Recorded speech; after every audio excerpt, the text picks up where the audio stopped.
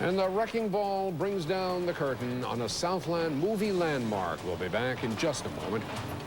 The curtain has come down on a motion picture landmark here in Southern California. After half a century, the Studio Drive-In Theater is no more. Teresa Stasio reports from Culver City. This is the tragedy. And this, some believe, is also a tragedy. After 50 years, a Studio Drive-In in Culver City came crumbling down. I remember back in the days of high school where we would sneak in through the back. We have a change.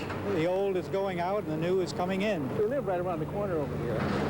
And all of a sudden they started talking about making a drive-in theater. Of course, I was in the picture business. I was an actor in those days. I was real happy to see that, well, we got another place to show our pictures. Pictures like Easter Parade, that's Tolkien playing the piano. When the Studio Drive-In first made its debut in 1948, Hamlet dazzled moviegoers, winning the Academy Award for Best Picture.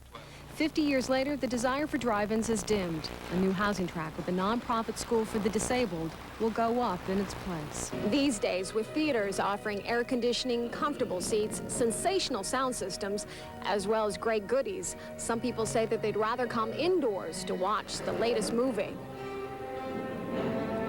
It's really a social thing to do. You're comfortable with your seats and whatever, and you're not all cluttered up in the car. There are those who like both, but in Hollywood, to be on the top, you have to be the best. And for the Studio Drive-In, its star has since faded away, marking its final curtain call.